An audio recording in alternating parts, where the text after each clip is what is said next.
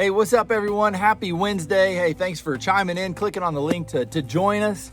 As we, looks like we're wrapping up this series of Race to Rome. We got a couple more weeks as we close out in chapter 16. And real quick, I just want to say thank you for chiming in and just even viewing these videos. They matter. If you would do me a favor while you're watching, hit the like button, hit the subscribe button. It doesn't cost you anything. It doesn't take a lot of work or a lot of effort, but it could actually really help us out because, you know, this world is turning from Jesus, right? This world's turned from Jesus. Let's just be honest, right? It's going the other direction. And so are the algorithms. You know, when it comes to things like Facebook and Twitter and Instagram and YouTube and all those things that they're a bit consuming, but there's an algorithm. Computer determines what you see on your feed. And so it would really help out the algorithms if you would like and subscribe. It would help us get this message about what God is doing in the paddock through IndyCar ministry out. And so again, it doesn't cost you anything. It would help us out if you hit that like and subscribe button. It really matters. And so today we're going to dive into to chapter 16. You know, at the end of the day, we really see kind of the heart of Paul in one of the biggest areas of all of our lives in walking with Jesus. And it's this big idea of community. Who's your community? I didn't say church, because when I say church, we think of the corporate structure church, even though biblically it's talking about a faith community. And so who's your community? You know, maybe that's a small group, maybe that's some close friends in the Lord. I don't know what that looks like, but we all need community, especially somebody like Paul, a Bible superhero like him that wrote, 13 letters? I mean, I can say that our faith here in America is the result of his missionary work. And just the spread of the gospel around the world. God used him in some amazing ways, but he used Paul, but he also used the people around Paul. And this is where Paul gives a little bit of love and respect to those that did help him, that it wasn't just on him. You know, he starts out by thanking Phoebe.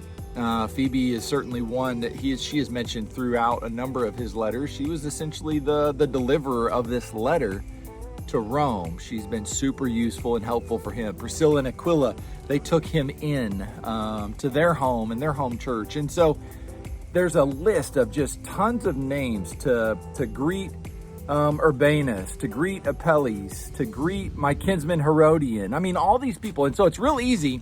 It's real easy to just breeze through the names, to just read, and then lose sight of each one of those names has a story. And each one of those stories matters to God. And there's one in particular that I want to call your attention to, and it's actually a debated name. I'm kind of on one side of it because I think it's amazing, but there's this name in verse 13 where Paul writes,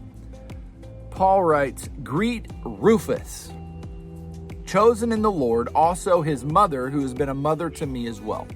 Greet Rufus. Now, that's probably not in my list of top 10 names that I want to name my kids. Certainly not Rufus. And here's the thing about Rufus, this is a follow-up appearance, because if y'all remember when Jesus was going to the cross and the instrumental moment when he fell and the cross crushed him and crushed his sternum, it's actually believed that's what ultimately killed him.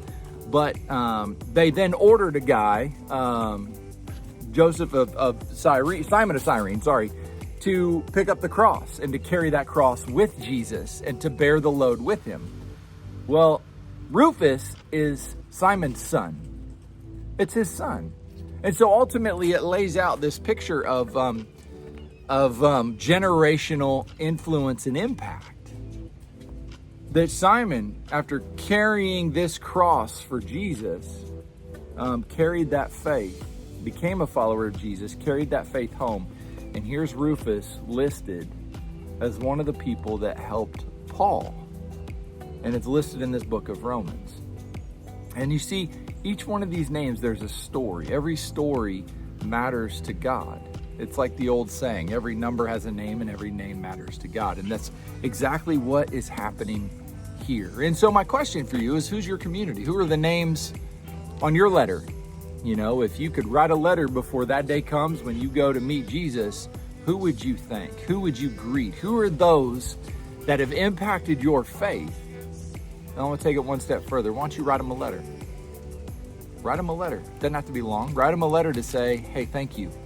My faith is where it is because of you and how God used you. And so that's my encouragement. That's my challenge for you today.